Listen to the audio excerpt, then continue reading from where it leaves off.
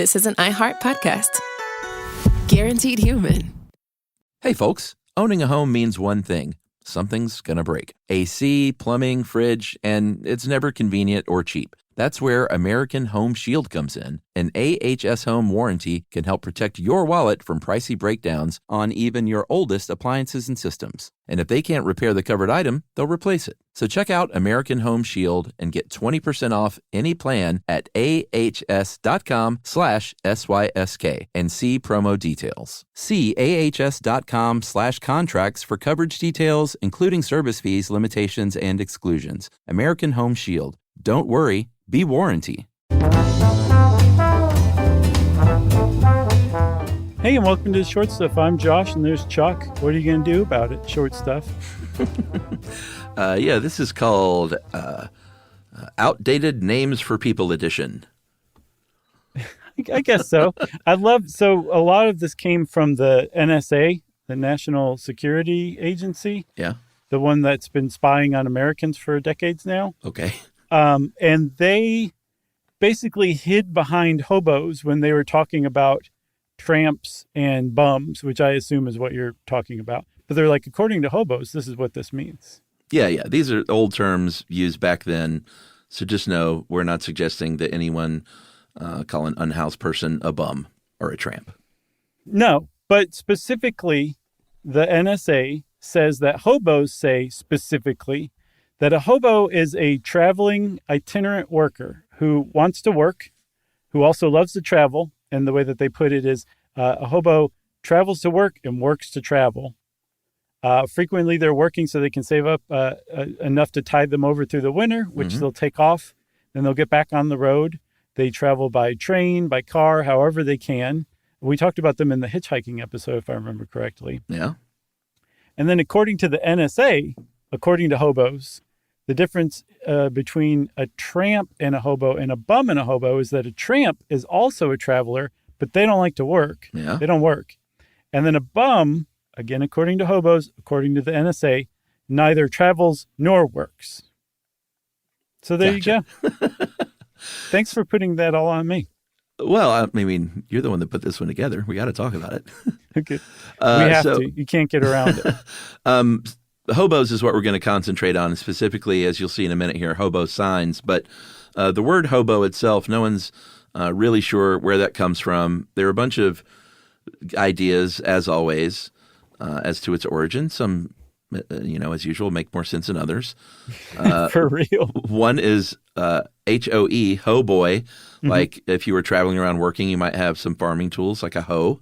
So you might have been a ho boy, which could have become hobo. Yeah. I say that is maybe not so great. Oh, you're crazy. That's my number one. Oh, yeah? Mm-hmm. All right. What's your, let me hear your pick then. Where'd the word hobo come from? Well, I mean, if I was picking just from this list, I would go with, because this did start after the Civil War, when there were soldiers who either wanted to go home and would hop a train or didn't want to go home and would hop a train in the other direction. But homeward bound, H-O-B-O, makes a little more sense to me.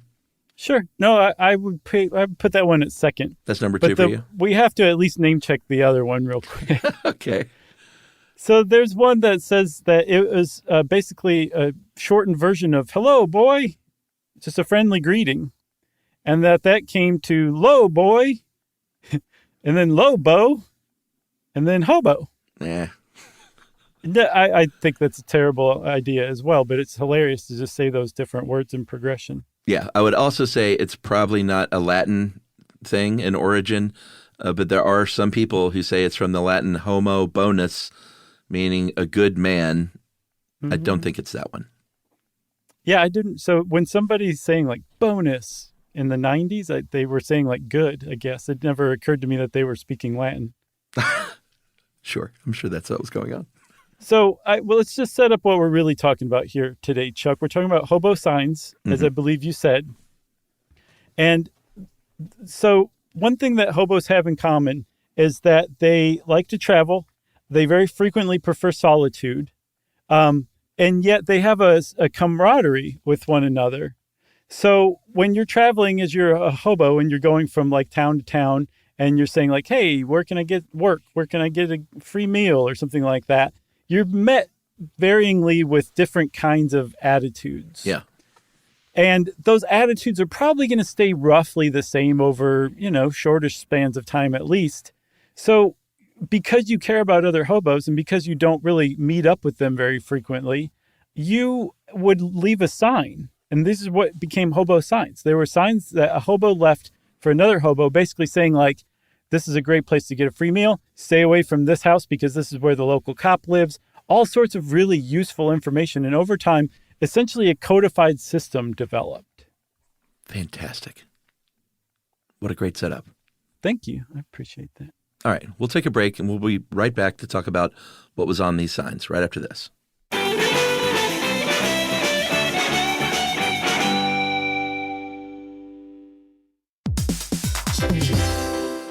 Hey everybody, we're here to talk to you about Wayfair, who believes that spaces should be functional, they should be comfortable, they should be well designed, and they can be well designed by you with their help. Your updated space should feel more comfortable, inviting, and practical for everyday use. And we're talking about outdoor seating. We're talking about grills. We're talking about major appliances. If you need storage solutions, Wayfair can help you out. Patio lighting, rugs, decor. It is your one-stop shop for home. Yeah. I mean, it's getting nice out, so it's time to think about living outdoors for the next few months. And Wayfair knows that outdoor furniture, it's heavy, it's intimidating to assemble. So Wayfair has stepped in and said, we're going to handle the hard part so you don't have to. That's right. You can shop Wayfair Verified, your shortcut to the good stuff. And that means their team of product specialists are going to vet everything by hand using a 10-point inspection, testing things like, quality materials, functionality, and features, and even how long it takes to build that piece of furniture. And the overall experience save time, reduce hassle, and improved convenience. Patio season is here, and these deals won't last. So head to wayfair.com right now to get your outdoor space ready for way less. That's WAYFAIR.com. Wayfair, every style, every home. Introducing the all-new Mazda CX-5, featuring more connection. Hey Google, where's the nearest Pilates class? Safety that has your back. More discovery on the scenic routes. More passion in the details. And more control in changing weather. The all-new Mazda CX-5. More to move every side of you.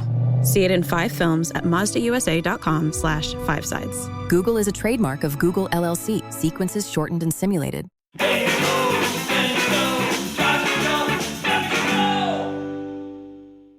Okay, so we talked about hobo signs, and we're going to start talking about that again beginning now.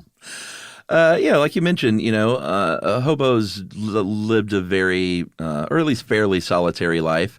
I guess they would hook up with friends every now and then. But the fact that you're traveling around and you're not all congregating in a big group to tell one another, like, hey, this next town you're coming upon X, Y, and Z, you should know. They would leave these signs. They were temporary on purpose, basically. They were like chalk or charcoal because – like you said, some certain people might have certain attitudes about someone coming through town looking for work. There are changes in attitudes. Oh, no. I'm not going to do it. Thank you. R.I.P. Jimmy Buffett. And the person who lived in that farmhouse last year may have been super helpful and need some help, but maybe a year later they didn't. So that sign would need to be changed. So that's just sort of a clumsy way of saying, hey, let's not make these signs permanent because they need to change to convey the most recent information. Exactly. And so some of the signs that they developed just make intuitive sense. Like there's a top hat that was the sign that a wealthy person lived there. Yeah. A train engine would be a good spot to mark a train. And this one I'm kind of puzzled by because you wouldn't actually find out if it was a good spot until you were successful or not. Mm-hmm. If you were unsuccessful, you wouldn't go back and leave that sign that it was a good spot. If you were successful, you wouldn't be there anymore to leave the sign that it was a good spot. I just find that a head scratcher. But more often than not, there was another one, a cross. Said that if you gin up some religious talk with the people who live here, they'll give you a free meal. I love that one. More often than not, though, they didn't really have any intuitive connection to what they were conveying, the symbols. Yeah, that cross one is really great because at some point, some hobo was not having much luck with the lady of the house, and then they started talking about Jesus, And she was like, would you like a slice of pie? Right. The guy's like, oh, okay, I gotcha. Apparently, George Washington was like that, but with horses instead of religious talk. I'm not going to believe anything you ever say anymore. So That one is true. That's a story from Gilbert Stuart, the famous portraitist, who couldn't get him to become at all like to smile at all. And apparently his horse walked by, and all of a sudden George Washington just opened up, started beaming and talking about his horse and horses in general. So Gilbert Stuart knew that for the rest of the sitting, he would just bring up horses and George Washington would just be up and chipper. yeah, he said, let me flash a smile. Let me see those pearly brown Walrus teeth. So, all right. So you mentioned a few things that made sense, like the top hat and stuff like that.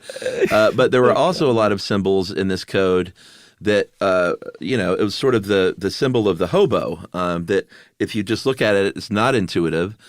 For instance, a picture of a chicken that someone has drawn, you might think, hey, this might be a place where I could get some chicken. Yeah. No. That means you can use the telephone for free. Right. Boxy U is a good camping spot. Some are just like, where did you get this? The sideways cross, so cross on its side, and a circle in one of the quadrants, the top quadrant, and then the circle has 3 dots inside. And that means that there's a doctor that lives there and he won't charge for medical attention. I like, where would you possibly come up with that? I don't know. I tried to make sense. I'm sure you did too, of a lot of these. And I wonder if some of them did make sense to the creator or if it was just literally like, hey, we need something. Yeah. I get maybe they just kept adding to it. They were like, well, this one will be a sideways cross. They're like, no, that already means there's a Satanist that lives there. Okay, well, what about a sideways cross top of the circle? That's a Satanist who loves to talk too much. All right, what about one with 3 dots? And they're like, okay, doctor who doesn't charge for medical advice. Yeah, that's a good one. That's a real one, right? That was the one I was the sideways cross. Right. Okay, so there's also a circle next to a square. Each of them has a dot in the middle, and that means that the man of the house has a bad temper. Pretty steer clear. Pretty in good. Other words. Yeah, a lot of these were like steer clear or go here. But they just had like an extra little layer of information too. Yeah, the only one that made any sense was the 3 perpendicular diagonal lines. Oh, that made sense? Was unsafe. I just thought it might mean like 3 strikes is usually a bad thing. Okay. But I don't know. That's just a guess. Okay. That made more sense than any of the rest of them, I think. So the where these signs came from is just completely lost to history, although some people are like, I can tell you exactly where it came from.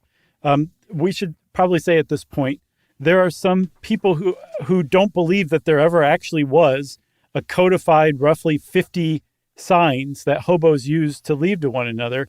There's a group called the Historical Graffiti Society that Atlas Obscura profiled some years back. And these people search for those things. And they're like, I wish I would be proven wrong because I want to find them. I've never found anything like that. They think that it's possible that the whole thing was generated by early 20th century media fascination with hobo and the hobo lifestyle. Oh, that is, I mean, I thought that reading of it was right, but they're just saying that it was just a creation of media. Yeah, so they trace it back even further to, there was a famous hobo, I can't remember his name, but he wrote a series of like fantastic books that were really popular, and they think that the signs were introduced in there. To me, that doesn't mean that the whole thing was made up. Right. You know, I think that like possibly it wasn't nearly as codified, but they're like, we've never found a single one, and we found like they found some in chalk that are 100 years old, but they don't bear a resemblance to this. Instead, it's usually the first letter of whatever direction they were traveling, their nickname, and then maybe the year or the date. That's a genuine, documented, verified hobo signs. Hobos definitely used those 100 plus years ago. Well, speaking of nicknames, we kind of have to mention one thing, right? Yeah. So, John Hodgman, writer of books and podcaster of the Judge John Hodgman podcast, very famously created 800 hobo names in one of his books. And I figured we could just go through a couple of these. Do you have a list by any chance? Great idea. No, I have them all memorized. Okay. Chili Mix Wilma Benson. That's not bad. Flea stick. That's a good one. Tommy Licecomb. Let me see. Let me do one more. How about Prostate Davy? Wow.